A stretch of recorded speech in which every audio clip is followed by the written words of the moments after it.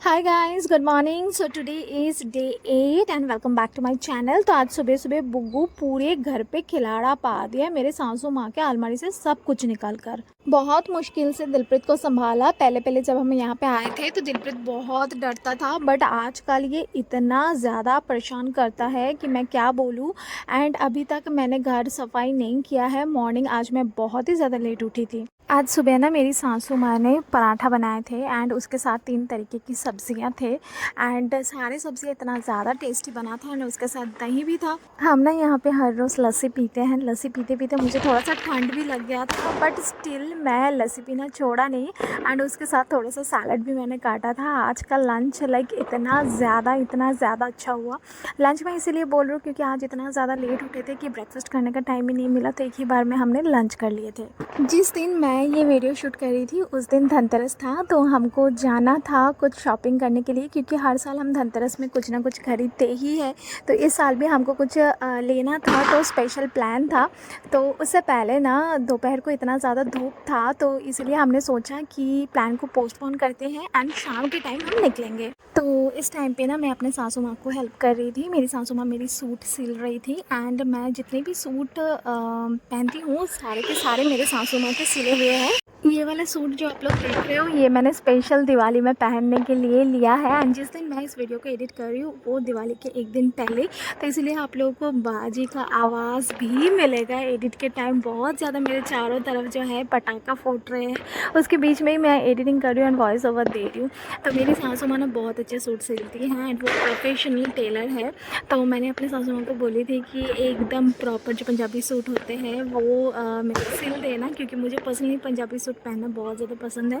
And ये क्योंकि मैं दिवाली के लिए सिलवा रही हूँ, तो ना एक स्पेशल जगह पे जाना है जो अगले व्लॉग में आप लोगों को देखने को मिलेगा। तो इसीलिए मैंने सासू माँ से जो है ना प्रॉपर ट्रेडिशनली सूट सिलवाई थी। आज ना सब कुछ स्पेशल हो रहा था, तो इसीलिए ना दोपहर का खाना भी हमारा स्पेशल रहा एंड देन रात का खाना भी स्पेशल रहेगा। तो इसीलिए हमने चूल्हे को तैयार कर लिए थे एंड ना मॉर्निंग मेरी सासू माँ ने साग तैयार किए थे, जो कि पंजाब के बहुत ही फेमस डिश है। सबको पता है, सरसों के साग एंड मक्की दी रोटी। तो यही आज हमारा डिनर होगा। तो मेरी सासू माँ ने पहले ही साग तैयार कर लिए थे एंड स्पेशली वो चूल्हे पे बनाए थे। तो चूल्हे पे जो कुकिंग होते हैं उसका तो स्वाद ही अलग है, आप लोग को पता ही है। तो हमने सोचे थे रात की जो डिनर है रोटी और साग दोनों ही हम चूल्हे पे बनाएंगे। मुझे ना साग बनाना आती नहीं है एंड मक्की की जो रोटी है ना, मैं अपने सासू माँ से स्पेशल ट्रेनिंग ली थी, क्योंकि मक्की की जो रोटी है वो ना नॉर्मली जैसे हम रोटी बनाते हैं बेलते हैं वैसे नहीं बनता है, वो हाथ से ना थाप के बनाना पड़ता है। तो मेरी सासू माँ ने बोली चलो कोई बात नहीं है, शाम को हम दोनों जने बनाएंगे। तो उसके बाद ना हम निकल गए थे, मैं, मेरे हस्बैंड और मेरे फादर इन लॉ बुग्गू को लेकर। तो हम गए थे खेत में, ये हमारा जगह है एंड यहाँ पे ना बहुत सारे अमरूद हुआ था एंड ये जो अमरूद है ना ये लाइक 12 महीने ही होता है एंड इतना मीठा होता है एंड बिल्कुल डिफरेंट है। तो मैं देख रही थी एक आधा अगर पका हुआ है तो मैं इसको तोड़ूंगी एंड खाऊंगी, बट मुझे तो मिला नहीं स्टार्टिंग में। ये है जामुन के पेड़ एंड यहाँ पे इतने बड़े जामुन लगता है ना, इतना मीठा होता है। इस समय को मौका नहीं मिला। यहाँ पे ग्रेप्स के पेड़ है एंड कुछ ही दूरी में जो कोरिएंडर है उसका पेड़ है, सरसों के साग है, मूली है। मतलब यहाँ पे सब कुछ जो है प्रॉपर तरीके से खेती बाड़ी करके रखे हैं। एक्चुअली ना यहाँ पे लोग कुछ और भी करें, बट फिर भी साइड बाय साइड थोड़ा बहुत अगर जगह है तो उसमें खेती करते रहते ही है। उसके बाद ना मैं बहुत देर तक खेत में एंजॉय कर रही थी एंड इतना अच्छा लग रहा था, इतना अच्छा माहौल था, मैं क्या ही बोलूँ। एंड आज ना वेदर बहुत अच्छा था शाम के टाइम। वैसे इस टाइम पे पंजाब में तो ठंड आ जाती है, बट इस बार थोड़ा सा लेट आ रही है एंड हर जगह पे यही हाल है, जितना टाइम जा रहा है उतना ठंड जो है पोस्टपोन हो रहा है। तो इस बार भी यही हाल है, but still I was enjoying so much. And यहाँ पे ना जब मैं घूम रही थी तो मेरे हस्बैंड ने एक अमरूद तोड़ा एंड वो पका हुआ था, बट मेरे को तब मिला नहीं था एंड मैं थोड़ी सी साइड ही हो गई थी, क्योंकि जब भी हम यहाँ पे हमारे जो जगह है ना पीछे खेती होती है तो यहाँ पे आते हैं ना, तब ना मेरा मन करता है कि मैं अमरूद तोड़ के खाऊँ खुद अपने हाथों से, क्योंकि जब हम कोलकाता में होते हैं तो ये सब करने का मौका नहीं मिलता है। हालांकि हम इधर के जो नानके है वहाँ पे हम जाएंगे, यानी कि नाना के घर। तो वहाँ पे तो बहुत ही मतलब सुंदर है, मैं आप लोगों के साथ शेयर करूँगी व्लॉग में। बट यहाँ पे भी जब आती हूँ कुछ ना कुछ लगे हुए होते ही है। एंड ये ना बेर के पेड़ हैं एंड इसमें ना आटा होता है, तो वही मैं देख रही थी। एंड ये देखो इंदर ने तोड़ लिया। एंड ये जो अमरूद है ना इतना मीठा है ना, अंदर से ना पिंक कलर के होते हैं। अमरूद ना दो तरीके का होता है, एक अंदर में वाइट होता है, कि पिंक होता है। ये वाला पिंक था एंड ये ना बिल्कुल पका हुआ था। तो इंदर देख रहा था इसमें कीड़ा कूड़ा तो नहीं है, बट सच्ची में इसमें एक कीड़ा भी नहीं था। इतना टेस्टी था, इतना मीठा था। उसके बाद ना मेरे फादर इन लॉ ने एक और दिया एंड वो ना हल्का हल्का कच्चा था, बिल्कुल पका नहीं था। एंड इस टाइप का मुझे बहुत अच्छा लगता है। तो वो खाकर हम चले गए थे दुकान में। एंड मैंने एक नोज़ पिन लिया जो मेरे फादर इन लॉ ने मुझे गिफ्ट किया था धनतेरस में, जो गोल्ड का था। तो मेरे को इतना शौक़ था ना नोज़ में रिंग पहनने का, क्योंकि मेरे पास नोज़ रिंग नहीं था। बहुत सारे नोज़ पिन थे, डायमंड्स के नोज़ पिन थे एंड अलग अलग तरीके के गोल्ड के भी नोज़ पिन मैं पहनी हूँ। बट गोल्ड की जो रिंग होता है ना, जो प्रॉपर नोज़ पे बैठता है, उस तरीके का मेरे पास था नहीं। तो एक शौक़ था, बट कभी भी हो नहीं पाया। तो आज मेरे फादर इन लॉ ने मुझे धनतेरस पे गिफ्ट किया एंड मैं बहुत ही ज़्यादा खुश हो गई थी। वहाँ से हम चले गए थे दूसरे शॉप पे, जहाँ से मैंने बुग्गू के लिए एक चांदी के चेन ली थी। एंड ये चेन जो था ना, ये मैं बहुत टाइम से सोची थी कि पंजाब से ही लूँगी, क्योंकि यहाँ पे ना 100% चांदी मिलती है, जो हमारे वहाँ पे कैलकाटा में नहीं मिलता है। वहाँ पे हमेशा 92.7% ही चांदी मिलती है, जो कि ना ब्लैक भी हो जाता है कुछ टाइम बाद। बट जो पंजाब में 100% चांदी मिलती है ना, तो ये कभी भी काला नहीं पड़ता है। शाम को बहुत सारे पटाखे वगैरह लेकर आए थे मेरे फादर इन लॉ बुग्गू के लिए, उसके साथ साथ मिठाई, केक्स, चॉकलेट्स, ये सब लेकर आए थे। एंड बुग्गू कुछ खाता है, बट सब कुछ उसको दे नहीं सकते। एंड मुझे एक डस्टबिन का बहुत ज़्यादा ज़रूरत था, क्योंकि एक डस्टबिन मेरे रूम में थे, बट वो मेरे सासू माँ अपने ज़रूरत के लिए वो ले लिए थे। तो इसीलिए मेरे फादर इन लॉ ने एक और न्यू ले आके दिए थे। तो ना इस चीज़ की सबसे ज़्यादा ज़रूरत होती है जब साथ में ना बच्चा होता है, क्योंकि कभी भी कुछ भी फेंकना पड़ता है। उसके बाद ना फाइनली वो घड़ी आ गया था जब हमको जाना था हमारे घर के पीछे वाले आंगन में, जहाँ पे चूल्हे का बंदोबस्त किया हुआ था। एंड हमको चूल्हे पे मक्की की रोटी बनानी थी। एंड मैं इतना ज़्यादा एक्साइटेड थी कि मैं क्या ही बोलूँ। तो मक्की के जो आटा होता है ना, वो वैसे गूंदा नहीं जाता है जैसे हम नॉर्मल रोटी बनाते हैं। तो मक्की के आटे के साथ जो नॉर्मल गेहूं के आटे होते हैं, यानी कि जिस आटे का रोटी हम खाते हैं ना नॉर्मली, तो उसको मिक्स करना पड़ता है एंड तभी जाके वो प्रॉपर शेप लेते हैं। एंड नॉर्मल रोटी जैसे हम बेलते हैं ना मक्की की रोटी, वैसे बेला भी नहीं जाता है, हाथ से थाप के बनाते हैं। तो मुझे ना ये सब आती नहीं थी, तो मेरी सासू माँ ने मुझे सिखाई थी। पहले तो मैं नॉर्मल ना पेड़ा बना लेती थी ना, उसके ऊपर ना एक प्लास्टिक रख के थल से थोड़ा सा प्रेशर देती थी, तो वो बढ़िया राउंड हो जाता था।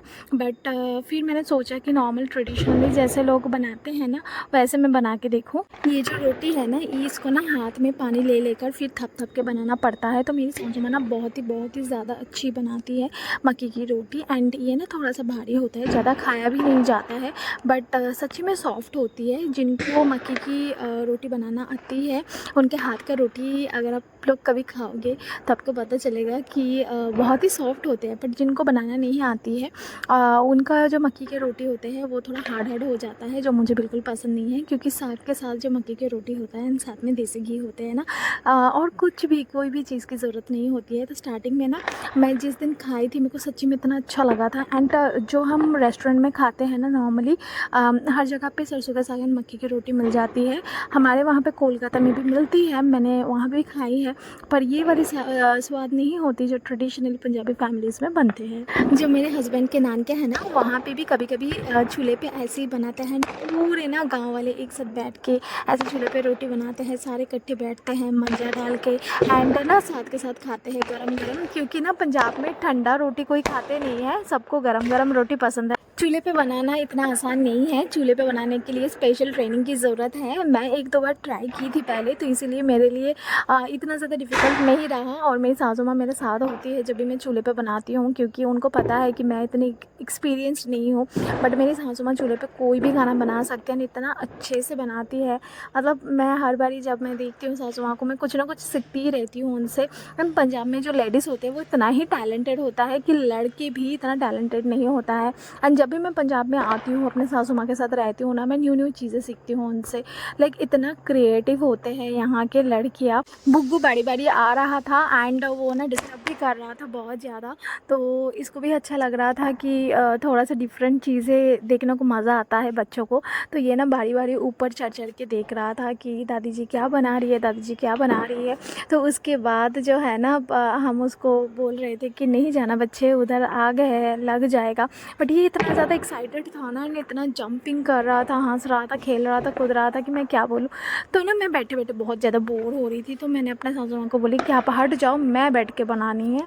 तो ना मेरी सासू माँ ने बोली कि नहीं तुम पहले खा लो। तो हम जल्दी जल्दी से खाने बैठ गए थे क्योंकि मुझे भूख भी लगा था एंड मैं बहुत ज़्यादा सैलिवेट कर रही थी कि कब मैं खाऊँ, क्योंकि सरसों दे साग और मक्की दी रोटी तो पंजाब का शान है, पंजाब में सबसे ज़्यादा मशहूर है। उसके बाद मैं जाके बैठी एंड मेरी सासू माँ ना मुझे ट्रेनिंग दे रही थी कि ऐसे ऐसे करो। तो स्टार्टिंग में तो मेरे को बिल्कुल भी नहीं आती थी, मेरे से बिल्कुल भी नहीं होती थी एंड बिल्कुल फट जाता था। अभी तो फिर भी मेरे से बहुत ज़्यादा अच्छे से हो जाती है एंड मतलब लोग खा सकते हैं। तो स्टार्टिंग में मैं जब रोटी भी बेलती थी ना, वो सीधा नहीं होता था एंड धीरे धीरे प्रैक्टिस के साथ अभी तो बहुत अच्छी रोटी बनाती हूँ मैं। बट मक्की की रोटी थोड़ा सा डिफ़िकल्ट है, बट जिनको प्रैक्टिस है, जो लोग बनाते हैं कभी कभी, उनके लिए आसान है, इतना भी डिफ़िकल्ट नहीं है। और हाथ में ना बारी बारी पानी लगाना पड़ता है, तो ये इन सब चीज़ों की जो है ज़रूरत होती है।